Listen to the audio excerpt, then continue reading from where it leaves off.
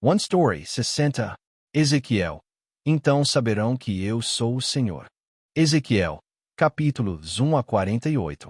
O livro de Ezequiel é o quarto entre os livros proféticos.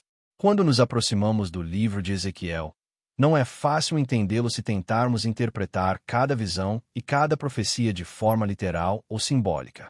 Também, se o abordarmos apenas como um registro histórico, ele se torna simplesmente uma lição de história.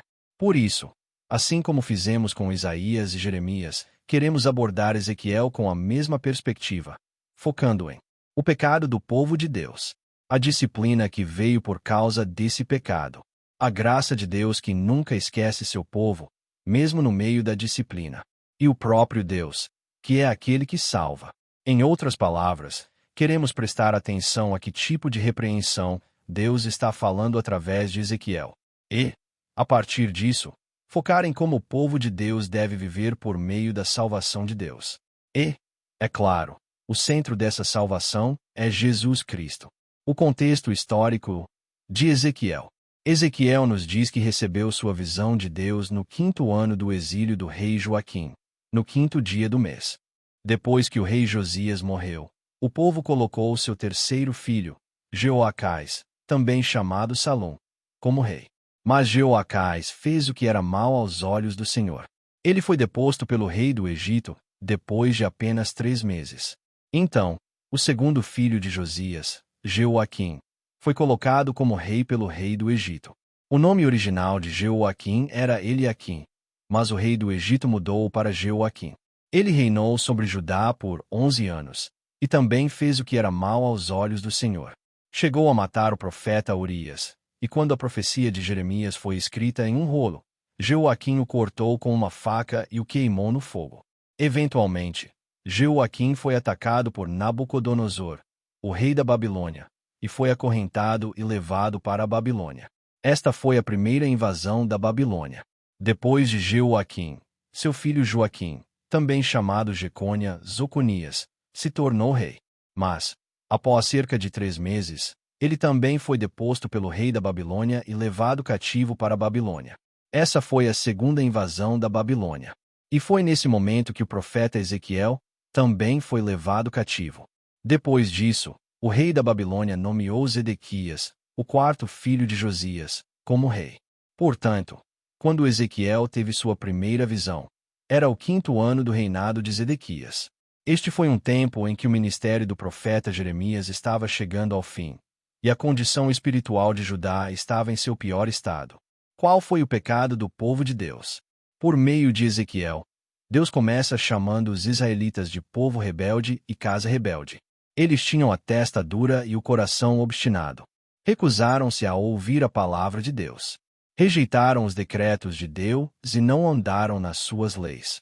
Profanaram o santuário de Deus com todo tipo de coisas detestáveis e práticas abomináveis. Adoraram ídolos.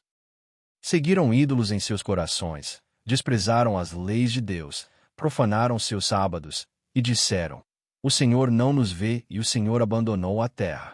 Confiaram em nações estrangeiras. Acusaram Deus de ser injusto e desleal, e se esqueceram de Deus. Um dos maiores problemas era que os seus pastores, seus líderes, não cuidavam do povo de Deus. Por isso o verdadeiro pastor teria que vir. A disciplina de Deus pelo pecado do seu povo.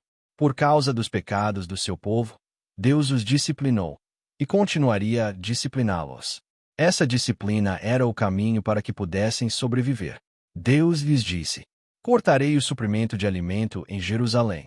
O povo comerá comida racionada com ansiedade e beberá água racionada com desespero, pois comida e água serão escassas.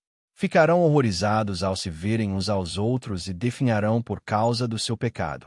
Enviarei contra vocês fome e animais selvagens para destruí-los. Peste e derramamento de sangue passarão por vocês, e trarei a espada contra vocês. Por causa de todas as suas práticas detestáveis, pais comerão seus filhos, e filhos comerão seus pais. Infligirei castigos sobre vocês, e espalharei todos os seus sobreviventes aos ventos. 1/3 do seu povo morrerá de peste ou perecerá de fome dentro de você.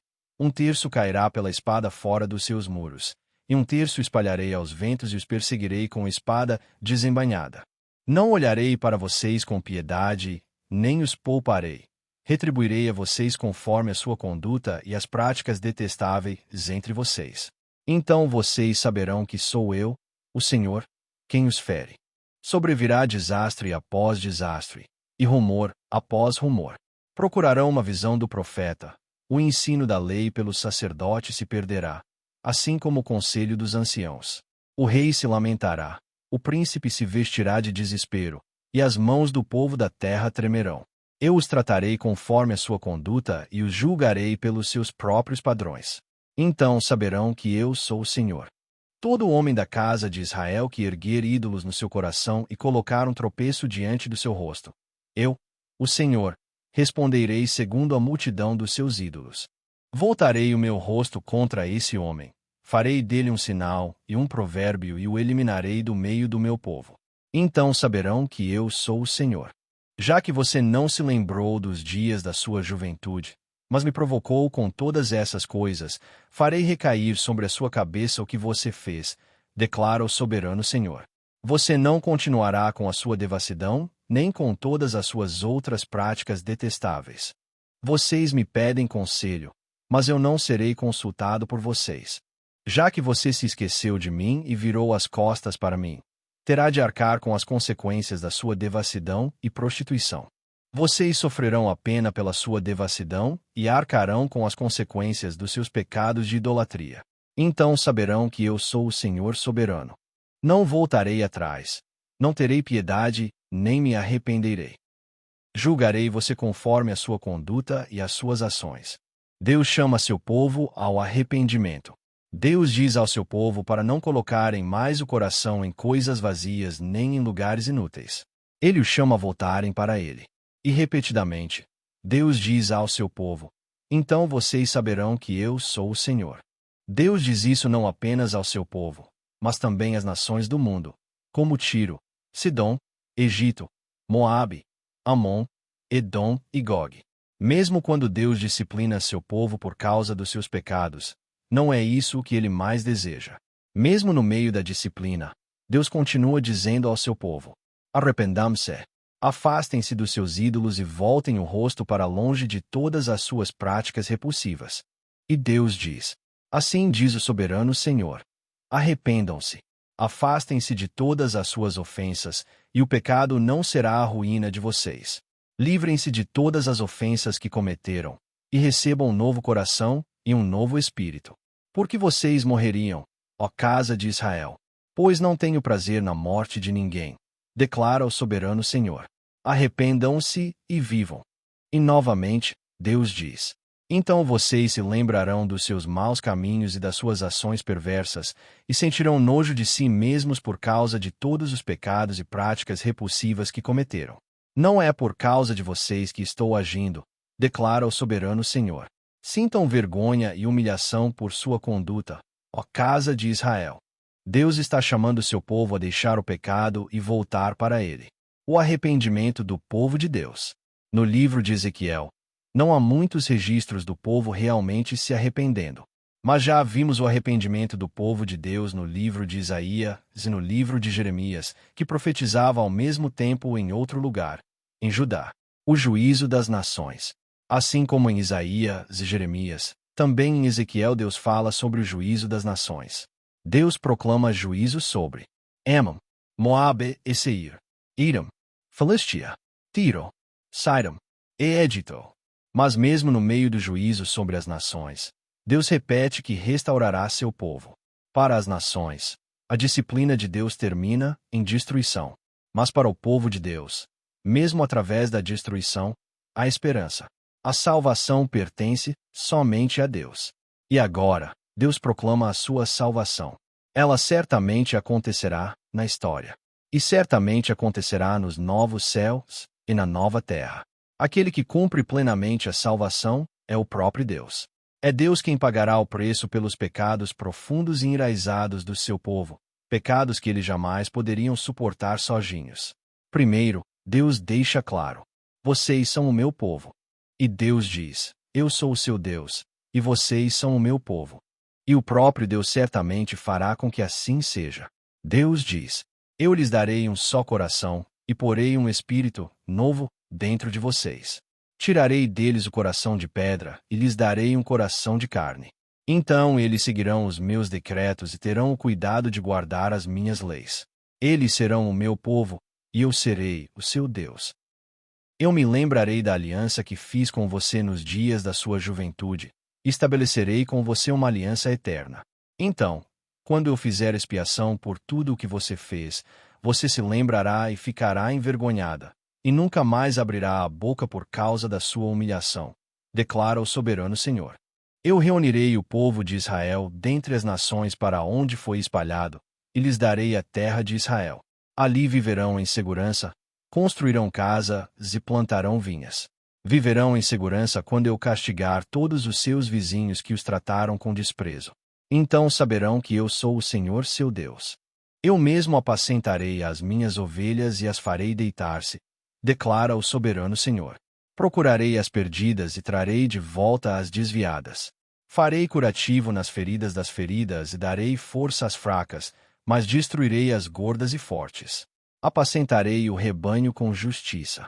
Farei com elas uma aliança de paz e livrarei a terra de animais selvagens para que possam viver no deserto e dormir nas florestas em segurança. Farei delas e dos lugares ao redor do meu monte uma bênção. Enviarei chuvas no tempo certo, haverá chuvas de bênção. Vocês nunca mais devorarão pessoas nem deixarão a sua nação sem filhos, declara o soberano Senhor. Eu lhes darei um coração novo e porei um espírito novo em vocês. Tirarei de vocês o coração de pedra e lhes darei um coração de carne. E porei o meu espírito em vocês e os levarei a agirem segundo os meus decretos e a guardarem fielmente as minhas leis. Meu povo, vou abrir os seus túmulos e tirá-los de lá. Trarei vocês de volta à terra de Israel. E vocês, meu povo, saberão que eu sou o Senhor, quando abrir os seus túmulos e os tirar de lá. Porei o meu espírito em vocês, e vocês viverão, e eu os estabelecerei na sua própria terra. Então vocês saberão que eu, o Senhor, falei e fiz, declara o Senhor. Eles nunca mais se contaminarão com os seus ídolos e imagens repulsivas nem com nenhuma das suas ofensas, pois eu os salvarei de todos os seus pecados de infidelidade e os purificarei. Então eles serão o meu povo, e eu serei o seu Deus. Farei com eles uma aliança de paz. Será uma aliança eterna. Eu os estabelecerei e multiplicarei o seu número, e colocarei o meu santuário no meio deles para sempre. Minha habitação estará com eles. Eu serei o seu Deus, e eles serão o meu povo. Todo esse trabalho de salvação, Deus o faz por causa do seu santo nome. Salvação é Jesus Cristo, o Messias que haveria de vir. O primeiro livro profético, Isaías, já nos deu uma descrição detalhada do Messias que haveria de vir, Jesus Cristo. Então, assim como em Jeremias, em Ezequiel, não vemos o mesmo nível de detalhes sobre o Messias. Mas Deus ainda deixa isso muito claro. Estabelecerei sobre elas um só pastor, o meu servo Davi, e ele as apacentará. Ele as apacentará e será o seu pastor. Eu, o Senhor, serei o seu Deus, e o meu servo Davi será príncipe no meio delas. Eu, o Senhor, falei. Deus declara que o verdadeiro pastor virá da linhagem de Davi. A missão do profeta. O profeta Ezequiel clamou pedindo misericórdia a Deus. Ele disse: soberano Senhor, destruirás por completo o remanescente de Israel, derramando o teu furor sobre Jerusalém. Mesmo assim, Ezequiel foi chamado por Deus e cumpriu sua missão como profeta. E Deus lhe disse: dize-lhes, assim diz o soberano Senhor, quem quiser ouvir, ouça, e quem não quiser, não ouça, pois são rebeldes. É isso mesmo. Nem todos voltarão para Deus. Somente aqueles que são o remanescente, os escolhidos pela graça de Deus. Como vimos em Isaías, somente esses voltarão. A restauração do povo de Deus. Depois que muitas nações virem a glória e o poder de Deus, então o povo de Deus saberá que Ele é o seu Deus. As nações saberão que os israelitas foram para o exílio por causa dos seus pecados. E Deus, por causa do seu próprio nome e do seu amor ardente, trará de volta o seu povo que havia sido levado cativo. Depois que tudo for restaurado, o povo de Deus sentirá vergonha. Eles se arrependerão de todos os pecados que cometeram. Foi Deus quem permitiu que seu povo fosse levado ao exílio. E é Deus quem os trará de volta para sua terra. E esse mesmo Deus não deixará sequer um dos seus espalhado entre as nações. Deus não esconderá mais o seu rosto do seu povo. Deus derramará o seu espírito sobre eles. A glória mostrada na visão de Ezequiel. Mais tarde, Ezequiel vê uma visão da cidade. Ele diz: no 25º ano do nosso exílio, no começo do ano, no 10º dia do mês, no 14º ano depois que a cidade foi tomada, naquele mesmo dia a mão do Senhor esteve sobre mim e ele me levou para lá. Isso significa que haviam se passado 25 anos desde que Ezequiel foi levado cativo junto com o rei Joaquim, na segunda invasão da Babilônia. E tinham se passado 14 anos desde a terceira invasão da Babilônia, quando Jerusalém foi finalmente destruída. Por meio dessa visão, Deus está mostrando a Ezequiel a glória que seu povo restaurado desfrutará, não porque mereçam, mas unicamente por causa da graça de Deus e da sua obra soberana de salvação. O próprio Deus voltará para o seu povo. Ele habitará no meio deles. O novo templo será construído, o relacionamento com Deus será restaurado, um novo culto será estabelecido, e o povo de Deus se apresentará diante dele novamente. Deus repartirá novamente a terra restaurada entre o seu povo. Tudo isso será cumprido por meio de Jesus Cristo, que é o verdadeiro templo, e pela abundante obra do Espírito Santo. O rio que flui do templo. Ezequiel descreve a nascente de água que flui do templo assim: o homem levou-me de volta à entrada do templo, e vi água saindo debaixo do limiar do templo para o leste. A água descia debaixo do lado sul do templo, ao sul do altar. Depois ele me levou para fora, pela porta norte, e me conduziu pelo lado de fora até a porta externa que dá para o leste, e a água saía gotejando do lado sul. O homem foi para o lado leste com uma corda de medir na mão. Mediu 500 metros e me fez atravessar a água, que batia no tornozelo. Mediu mais 500 metros e me fez atravessar a água, que batia no joelho. Mediu mais 500 e me fez atravessar a água, que chegava à cintura. Mediu mais 500, mas agora era um rio que eu não podia atravessar, porque a água havia subido e era fundo bastante para nadar, um rio que ninguém podia atravessar. Por onde passar o rio, haverá vida. Haverá muitos peixes, porque essa água vai para lá e torna saudáveis as águas salgadas. E por onde o rio passar, haverá vida. Árvores frutíferas de toda espécie crescerão em ambas as margens do rio. Suas folhas não murcharão, nem os seus frutos cairão.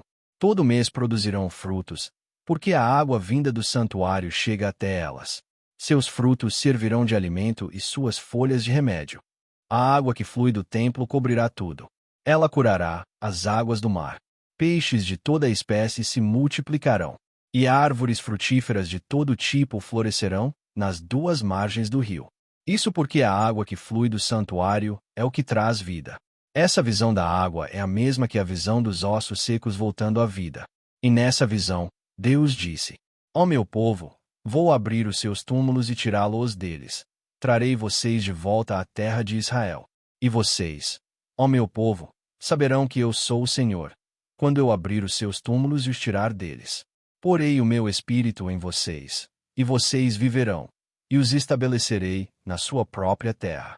Então vocês saberão que eu, o Senhor, falei e fiz isso, declara o Senhor.